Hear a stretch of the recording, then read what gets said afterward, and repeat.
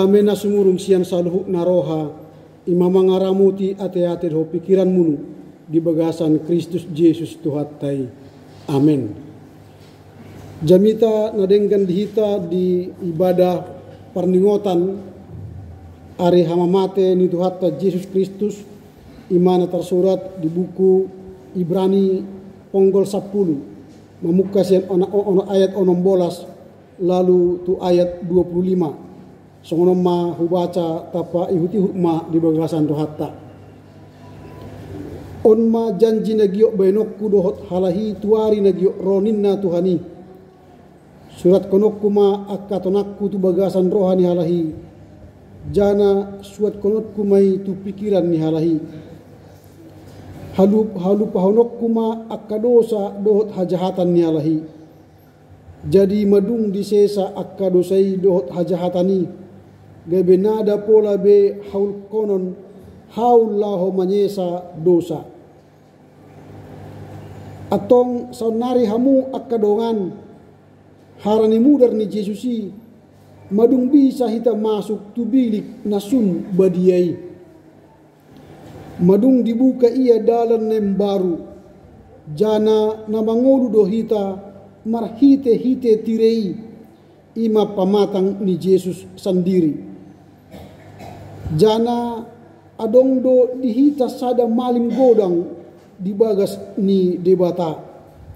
Atong harani i tapadonok ma tu debata mardongan roha na bulus. Dohot hapersayaan natututu debata. Bope dohot roha na dung dipayas sian pakilalaan na sala. Bope dohot pamatang na dung nipayas dohot aik nalan. Togu mahita marsitiopan tu arok ni rohatta nadung tau kui ake haposan do debata paturusan nia do janjinia. Jana marsi pamanatan mahita sama hita acco terbain hita marsi paringgasan patupahon akkanadenggan do patuduhon holong marsi haholongan. Ulang ma tatinggalkon parlagu tattai songon na nibayan ni nadeba akon burju ma nian hita marsi paingotan sama hita aketaboto do ronema Tuhani harana anggo dung dipasahat do tuhita jamita na sian debata hape lain tapupu do tasangajo mambain dosa. Gabe nada adong sada haul pe na terbain manyesa dosatta ima sahatna marendem hita.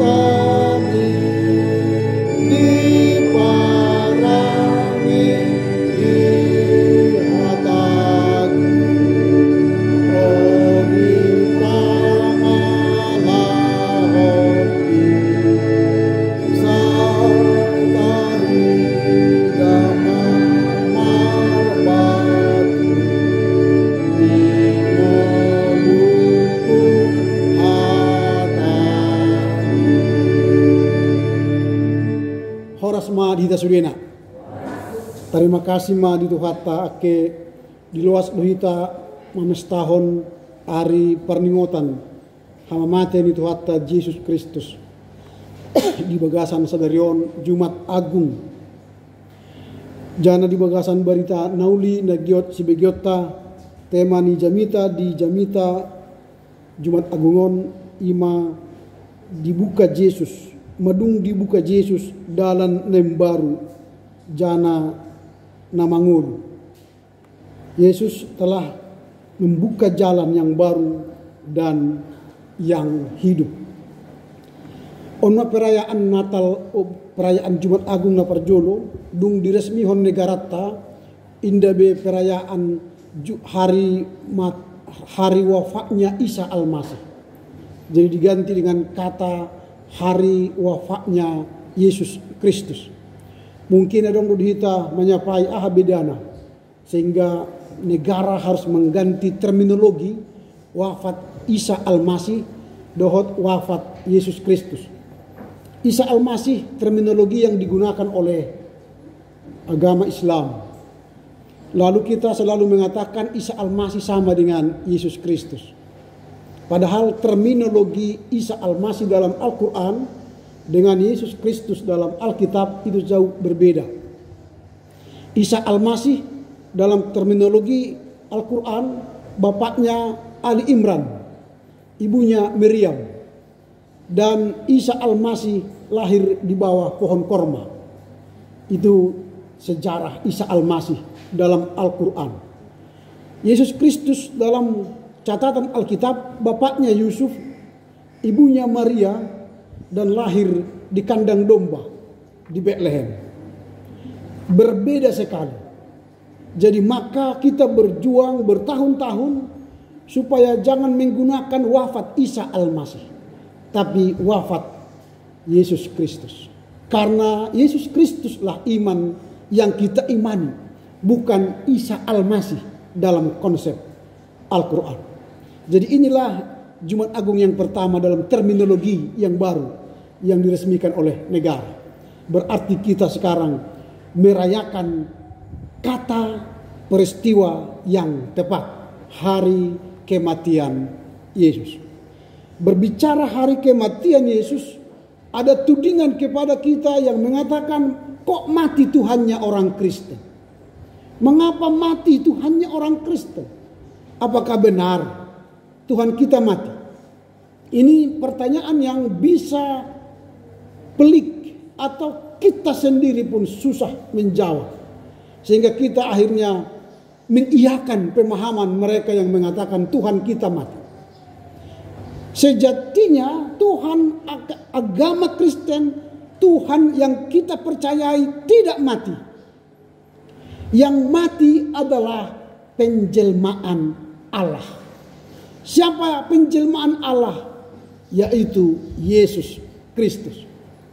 Jadi Allah Israel yang tidak dikenal oleh kita selama ini ribuan tahun, tidak ada namanya, tidak ada wujudnya, lalu dia menjadi manusia berinkarnasi, Allah yang tidak kelihatan menjadi Allah yang menjelma di dalam diri Yesus Kristus. Maka Yesus adalah penjelmaan Allah yang menjadi manusia ilahi dan manusia 100%. Maka pada saat Yesus mati di Golgota, yang mati adalah penjelmaan Allah, bukan Allah. Itu makanya di Mazmur 22 tadi dikatakan Eloi, Eloi, lama sabachthani. Artinya, Allahku, Allahku, mengapa engkau meninggalkan aku? Disitulah kealahan Yesus kembali kepada Allah, supaya manusia Yesus mati di Golgota. Jadi yang mati adalah manusia Yesus. Allah itu telah tarik undur daripadanya, maka dia mati. Jadi yang mati bukan Allah kita, tapi penjelmaan Allah dalam diri Yesus. Sama seperti begini. Kalau misalnya saya berkhotbah sekarang, ada yang mencatat. Berarti pikiran saya menjelma dalam sebuah kertas yang mencatat inti khotbah Jumat Agung hari ini. Berarti saya menjelma dalam kertas. Lalu karena kita tidak suka lagi kertas ini, sampai di rumah nanti kita robek-robek atau kita bakar. Pertanyaan saya, apakah Ramli mati? Apakah saya mati? Tidak. Yang mati, yang dirobek-robek ialah penjelmaan kata-kata saya dalam kertas tadi. Itu yang dirobek dan mati. Atau lebih, supaya masuk di pikiran kita, mudah hata begina jolo jadi-jadian. Herda begina jadi-jadian atau cerita babi ngepet. Cerita babi ngepet ini begini, dia pergi mencuri ke rumah orang.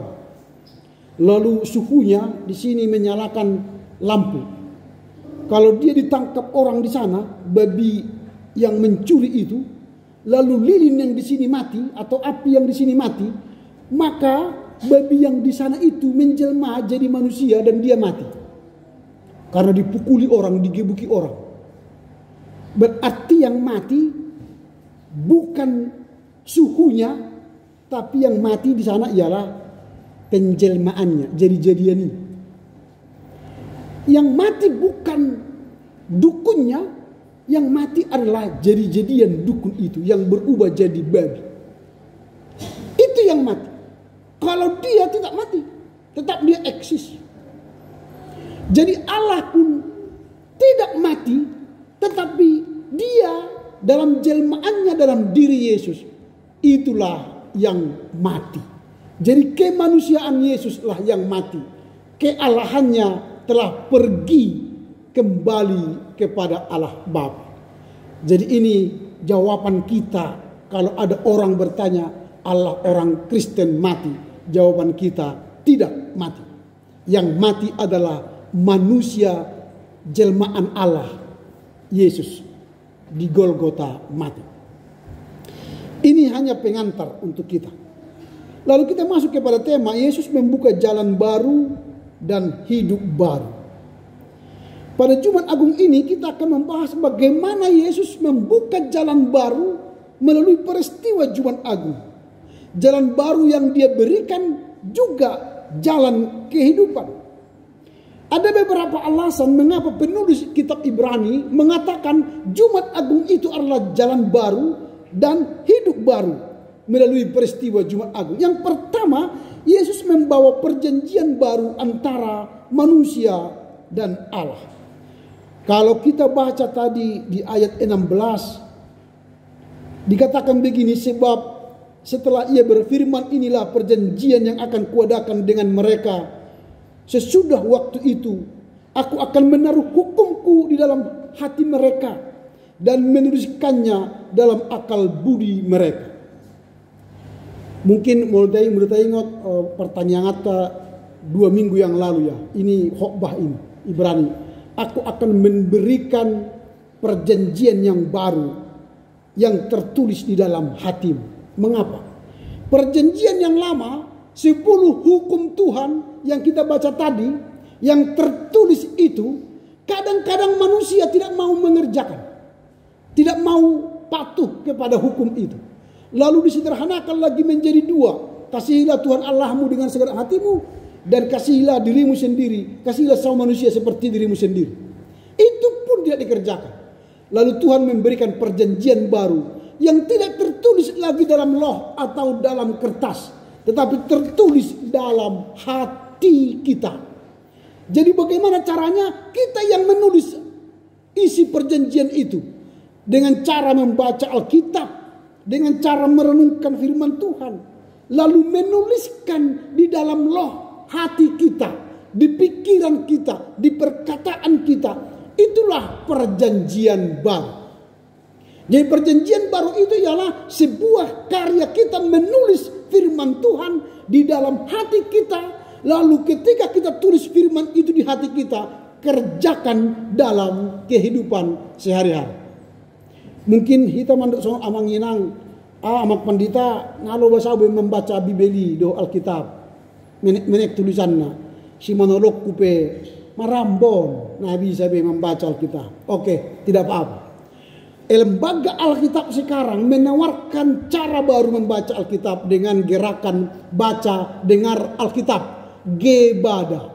Nanti buka handphone kita, buka aplikasi Play Store, download Gebada.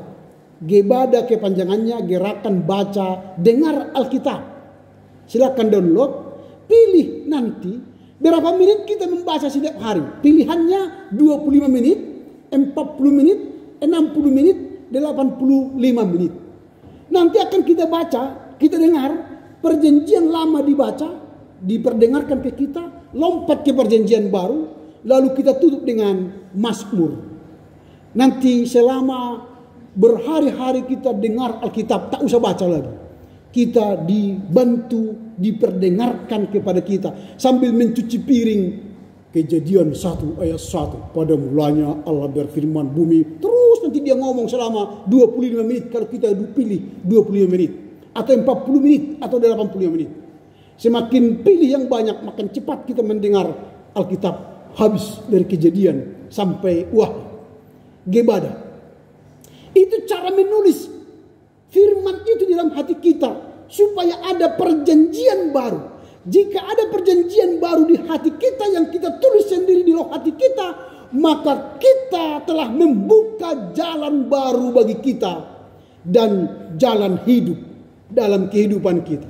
Kalau tidak ada firman di hati kita, tidak ada firman di pikiran dan perkataan kita, maka jalan kita jalan buntu dan tidak akan menemukan jalan baru, jalan keluar dari pergumulan hidup kita. Itu yang pertama. Jadi mengapa penulis Ibrani mengatakan Yesus membuka jalan baru? Karena Yesus telah memberikan perjanjian baru bagi kita. Apa perjanjian baru itu? Menuliskan kitab isi firman yang kita baca ke hati kita. Karena kita sekali setahun kita menulis hatan ini bata atur hatta IP muda bulan November Desember.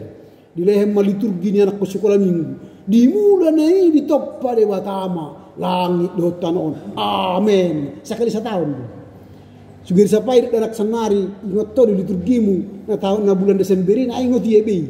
Haranya indah diulang-ulang. Perjanjian baru tertulis di hatatta. Tayang muruke hita marada anon, adong nomor bagas, adong nomor masuk sangat HP adat. Terus medokon bagot nomor hal mana tubuh di robean. Horas hamuna mangaton. Langsung ni hamina mangalian. Matutu. Karena sering diucap-ucapkan lohot di roha. Firman Tuhan tidak berulang-ulang kita ucapkan, maka tidak tertulis menjadi perjanjian baru di hati kita sebagai jalan kehidupan dan jalan baru bagi kita. Atau tak ulang-ulangi menon membaca Bibel acolohot di rohata. Unang doholan upasa-upasa. Balitang mapagabi tumandal kun sita doan. Arita magabi. Asal mahita marsi pololuan. Matutu ini kan.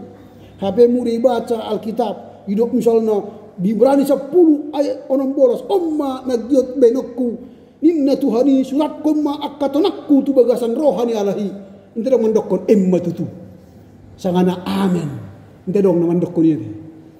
Makanya kita mulailah memasukkan satu ayat itu ke hati kita. Maka itulah perjanjian baru yang membuka jalan kehidupan bagi kita. Yang kedua, Yesus membuka jalan bagi manusia untuk menerima pengampunan dosa dan rekonsiliasi dengan Allah. Yesus memberikan pengampunan dosa untuk membuka jalan rekonsiliasi dengan Allah. Ayat 17, dan aku tidak lagi mengingat dosa-dosa dan kesalahan mereka. Jadi apabila untuk semua itu ada pengampunan, tidak perlu lagi persembahan korban karena dosa. Di hal Israel na jolo, muda merdosa au, ikukubuan do lombu, pelean haul situtungon, hasesaan ni dosa. Untuk sada dosa, dibuan sada lombu. Tengok masa dia mabahak ni merdosa sa mingguan. Muda dok 10 kali, 10 lombu mabunot tatuga kapaya diskyo. Muda 10 lombu kali sadia salom bunuain 20 juta 10 kali 20 200 juta matiak munggu bonot tatu sok kepeng holam manyesa dosa tolap pita doi bana tolap holam 50.000 pega para urba 200.000 200 juta. Maka Yesus menggantikan korban-korban itu menjadi dirinya lah yang dikorbankan, merekonsiliasi, membuka jalan antara manusia yang berdosa dengan Allah melalui salib itu. Maka Jumat Agung adalah rekonsiliasi, jembatan antara manusia berdosa dengan Allah yang Maha Kudus, yang selama ini putus jalannya karena dosa-dosa kita. Tidak bisa tersambung dengan Allah karena dosa-dosa kita. Tetapi dengan Jumat Agung Allah melalui Yesus Kristus memberi jalan baru, kehidupan untuk bertemu dengan Allah yang Maha Kudus. Maka Jumat Agung ini adalah peristiwa yang luar biasa karena kita kembali bersekutu dengan Allah yang Maha Kudus supaya kita memperoleh kehidupan yang kekal. Itu yang kedua. Yang ketiga, Yesus adalah jalan satu-satunya menuju keselamatan dan kehidupan yang abadi. Kalau kita baca Yohanes 14 ayat 6, Yesus berkata, "Akulah jalan dan kebenaran dan hidup." Di dunia ini ada banyak jalan kebenaran. Ada banyak jalan kebenaran. Tetapi itu tidak memiliki hidup. Jalan yang penuh kebenaran dan hidup hanya satu, di dalam Yesus Kristus. Maka dia berkata, tidak ada seorang pun yang sampai kepada Bapa tanpa melalui aku. Ini iman eksklusif orang Kristen. Walau di luar sana kita berkata iman inklusif, serupa dalam agama ini. Silop bisa masuk surga, Yahudi bisa masuk surga, Hindu bisa masuk surga, dok nasi. Itu iman toleransi. Tapi iman Kristen harus eksklusif, satu-satunya jalan keselamatan, kebenaran dan hidup di dalam diri Yesus. Itu yang ketiga. Yang keempat, Yesus membuka jalan bagi manusia untuk mendekati Allah dengan bebas dan penuh kebenaran. Bebas dan penuh kebenaran. Setelah Adam dan Hawa jatuh ke dalam dosa, mereka dibuang dari Taman Eden. Maka ketika mereka menjumpai kebenaran dan kehidupan yang kekal di Taman Eden, ada banyak kerubim yang melarang, menghalau, tidak boleh. Manusia mau datang, dihalau. Manusia mau datang dengan kebaikan, dihalau. Manusia datang dengan puasa, dihalau. Manusia datang dengan korban, dihalau. Tidak bisa memperoleh kehidupan yang kekal. Maka cara untuk memperoleh kehidupan yang kekal ialah dengan mendekati Allah melalui Yesus. Maka dengan Yesus Kristus kita bebas bertemu dengan Allah, memuji, memuliakan Allah. Itu jalan baru. Jalan lama dulu orang Israel selalu melakukan perbuatan baik, beramal, bersedekah, berkorban, tapi tidak mampu mendekatkan manusia dengan Allah.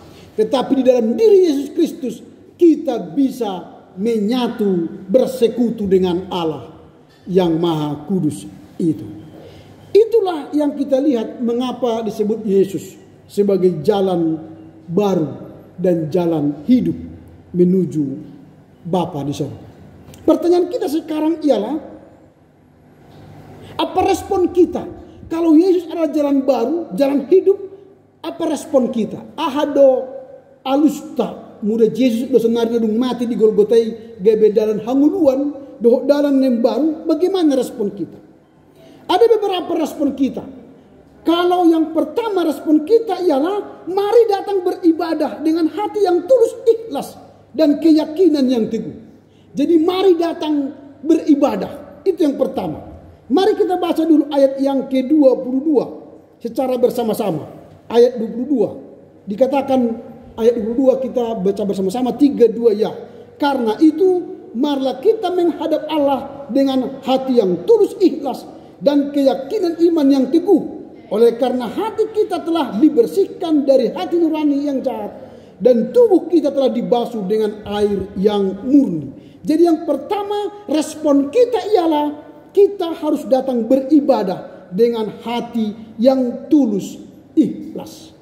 Jadi muda roh kita ganok minggu marsomba debata, marsomba ibana di bagas jorona di perlagutatta GKPA di Skion. Datanglah dengan hati yang tulus, ikhlas. Ulang roh marumutumu, tapi sian ias niroha, sian bulus niroha, sian toruk niroha, roh marsomba debata.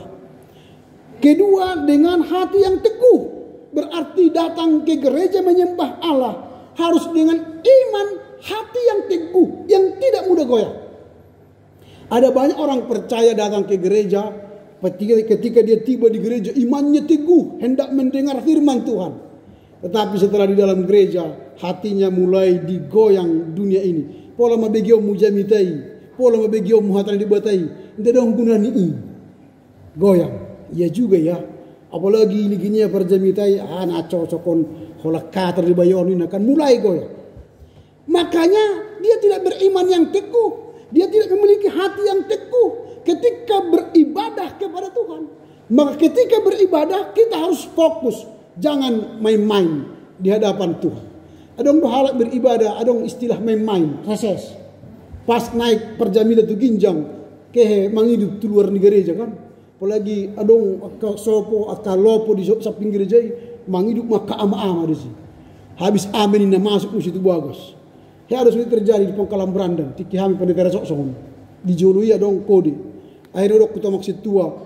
Muda dung nak kau tu ginjang, adong halak nak keluar, pitu tutup. Ulang los pe masuki, saat tu nak amin-amin. Sampai ibadah selesai. Jangan izinkan masuk orang-orang yang beribadah main-main. Saya tutup kunci pintu. Sehingga itu pembelajaran. Jangan ada orang yang main-main datang beribadah. Setiap dia beribadah harus benar-benar mempersiapkan hati pikiran dengan keteguhan hati. Bertemu dengan Sang Allah yang maha baik itu. Jadi tidak ada reses. Harus ikuti. Kalau ini 1,5 jam atau 2 jam maksimal ditahankanlah. Katolik itu kalau sudah mulai ibadah 2 jam 3 jam ini dong nak keluar masuk. Sabar. Adik pe di luar panas. Sabar. Kita Protestan memang namuraan miles juga hati. Ani gordo panas pun. Oke itu kamar mandi sangat tu dia mardelan. Enggak tahan kita. Mari kita ikuti dulu cara beribadah Katolik yang teguh beribadah. Itu yang pertama. Kita datang beribadah dengan hati yang tulus, ikhlas, dan keyakinan yang teguh. Yang kedua, kita harus berpegang teguh pada pengakuan dan pengharapan kita. Ayat 23. Jadi ada pengharapan ketika Yesus memberi jalan, kita dipersatukan dengan Allah. Itu harapan baru. Ketika jalan kita buntu, tidak bisa lagi mempersekutukan diri dengan Tuhan. Yesus datang di kayu salib, kita bisa datang kepada Tuhan, bersekutu dengan Tuhan. Berarti ada harapan baru, kehidupan baru. Berarti Jumat Agung memberi harapan baru. Jika ada masalah-masalah yang kita hadapi sekarang, jalan kita buntu, seolah-olah tidak ada Tuhan, seolah-olah tidak ada solusi. Jumat Agung memberi jalan baru, penyelesaian masalah baru. Ini pengharapan baru. Tidak ada jalan buntu dalam kehidupan orang percaya. Hadong kita bagi Arswendo Atmoiloto yang dulu di bredel koran atau Tempo, majalah Tempo, gara-gara dia mengatakan orang nomor 1 di dunia adalah Yesus Kristus, nomor 2 Muhammad. Lalu dia ditangkap, masuk penjara. Waktu itu dia masih Islam. Lalu dia berusaha mencari pengacara supaya dia keluar dari tembok terali besi itu. Tidak ada jalan. Lalu di suatu hari dia berkata, Tuhan, tiada jalan lagi. Aku menyerah. Lalu dia lihatlah di tembok itu wajah Yesus. Buka jalan bagi dia. Lalu dia berkata, kendati terali besi dan tembok ini menutup jalan hidupku, aku telah menemukan jalan di dalam Yesus, pembebas, penyelamat. Akhirnya dia menerima Yesus Kristus sampai sekarang. Jadi kita pun yang percaya, ketika kita memiliki persoalan hidup, terkadang kita berkata, Tuhan tidak ada, jalan sudah tertutup. Maka Jumat Agung memberi jalan kepada kita, membuka jalan kepada kita, menyelesaikan masalah kita. Itu yang kedua, ketika kita berpegang teguh pada pengakuan tentang pengharapan kita. Yang ketiga, kita harus saling memperhatikan. Jadi ketika Yesus membuka jalan, memberi kehidupan, maka respon kita ialah saling memperhatikan. Ini yang agak sulit. Akka suami istri menuaikan, saling memperhatikan. Sebagai suami memperhatikan istri dengan cara mengasihi. Sebagai istri, kalau suami sudah mengasihi kita, maka kita menghormati. Dua pekerjaan ini berbeda.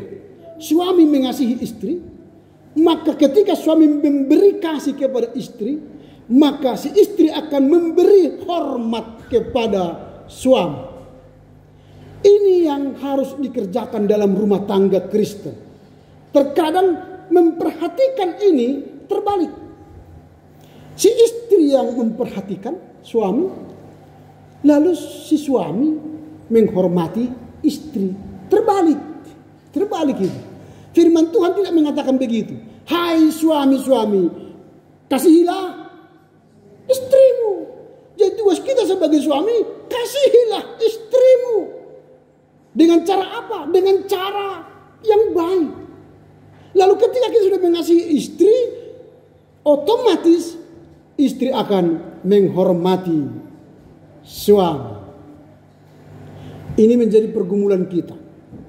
Bagaimana di tengah keluarga saling memperhatikan. Kadang-kadang nabuko tuntutan nomor bagaso, nomor rumah tangga nanti. May bayan na dengan hurak timbo, tuntutannya si suami menuntut ini, si istri menuntut ini, akhirnya keluarga yang saling menuntut. Akhirnya rumah tangga itu bukan lagi rumah tangga. Rumah tangga artinya ada tangga-tangga menuju kebahagiaan. Tidak ada rumah tangga baru menikah langsung bahagia sempurna. Gak ada itu. Ada tangga. Tangga menikah, punya anak, punya pekerjaan, punya jabatan, punya ini. Sampai nanti tangganya tinggi. Supaya menuju kebahagiaan. Tapi sering rumah tangga sekarang bukan lagi rumah tangga. Tapi rumah duka. Karena setiap hari berkelahi. Setiap hari menuntut. Setiap hari bersoal. Rumah itu bukan lagi rumah tangga. Tapi sudah rumah duka. Bukan lagi rumah yang saling menghormati, saling mengasihi. Bukan lagi rumah yang saling memperhatikan. Sehingga tidak ada lagi jalan baru dan kehidupan di sana. Tapi rumah duka, rumah kematian. Jangan itu yang terjadi bagi kita. Dengan peristiwa Jumat Agung ini, diajar respon kita ketika Tuhan membuka jalan. Saling memperhatikan. Si istri menghormati suami, si suami mengasihi istri. Kalau kita punya pekerjaan di luar sana, sampai di rumah, hentikan jabatan kita di luar sana. Sampai di rumah, jadilah menjadi suami, ayah yang baik. Jadilah menjadi istri dan ibu yang baik. Pekerjaan di luar sana, biarlah di luar sana. Sampai di rumah, harus beralih profesi, menjadi ayah, menjadi suami, menjadi ibu, menjadi istri yang saling mengasihi dan saling menghormati. Di gereja pun begitu. Kalau kita punya jabatan di luar sana, sampai di gereja kita satu jabatan kita, yaitu melayani. Tidak ada lagi di sini pendeta, sintua, guru parlagutan, ketua ini enggak. Sama kita semua di sini melayani. Itulah jabatan tertinggi dalam kehidupan ini. Itu yang ketiga. Yang keempat, kita harus mengikuti pertemuan ibadah. Kalau Yesus sudah buka jalan melalui Jumat Agung dan memberi hidup, dalam ayat 25, janganlah jauhi ibadah. Mudah ada persoalan di gereja GKPI di Sion. Wah, pakai ini GKPI kayak heyo melancong di luar negeri. Ditinggal ke kawian. Tahu-tahu. Jangan. Itu bukan orang yang menerima jalan baru dari Tuhan. Tetapi ketika dia menerima jalan baru, hendaknya mari tingkatkan persekutuan dengan jemaat. Karena ini adalah persekutuan orang kudus, tingkatkan persekutuan orang-orang kudus. Nagena kudus sama pendeta, betul. Hita berdosa do hita. Tapi dung nilokon natin jongjong mahita tahu kumo dosatan na gudangi dia depan di debata habisi baga-baga jadi debata taruh dosata mulai siani orang kudus kita senari. Hal na badia sudah senario. Satu na mula kan orang kudus ini. Tapi du keluar sen pitu ni gerejaan jok mahita muse gebe orang kudus. Nagatalan. Harana manigor ditak posibulisi habadion. Makanya kita pertahankan sampai minggu depan. Kalau tidak tahan, ikuti ibadah lagi di tengah minggu ini, pertengahan keluarga kah atau ibadah rumah tangga kah, supaya kuat kita. Jangan kalah dengan persoalan dunia ini. Ini yang perlu kita lakukan. Jangan tinggalkan persekutuan orang percaya, tapi dengarkanlah firman. Tadi sudah ada Gebada, gerakan dengar Alkitab, lalu dukunglah sesama anggota jemaat. Inilah tugas kita dalam Jumat Agung ini, sehingga kita menerima jalan baru, hidup baru, dengan merespon saling beribadah, bersekutu di rumahnya yang kudus. Atau ahama si pausok rota di bagasan minggu Jumat Agung. Nah perjolo, marilah kita bertekun dalam iman, supaya kita tidak mengabaikan jalan baru yang ditawarkan Tuhan Yesus. Yang kedua, marilah kita berusaha hidup kudus, jangan menjauhi persekutuan, tapi mendekatkan diri kepada Tuhan di dalam persekutuan orang percaya. Dan yang terakhir, milikilah kerinduan untuk bersekutu dengan Tuhan. Kiranya firman Tuhan ini menguatkan kita untuk menerima Yesus, membuka jalan baru dan yang hidup bagi kita semua. Amin.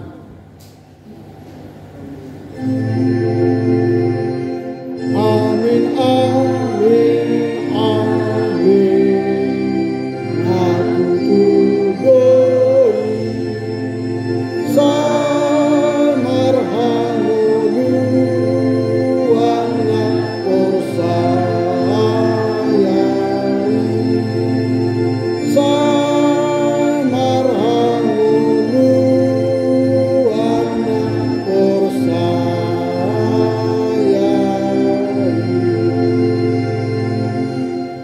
Terima kasih ma hamidoko tuado pamu ale di bata ake madung gabe jol maho jana mate di hayu pinersilang membuka dalam hanguluan di hami atong pargogoi hami mengerespon nadung gabe dibuka ho dalam nem baru hanguluan di hami marhite-hite naro marsomba Tuhan beribadah dohot membain sikap nasaling memperhatikan jana makaringgaskon marsaur doto di tonga-tonga di parlagutanmu atau pergugoi mahami mangastui hatamon do makanguluhon di nguru si ganopari marhite-hite Yesus Kristus nadung mate humokop kami. Amen.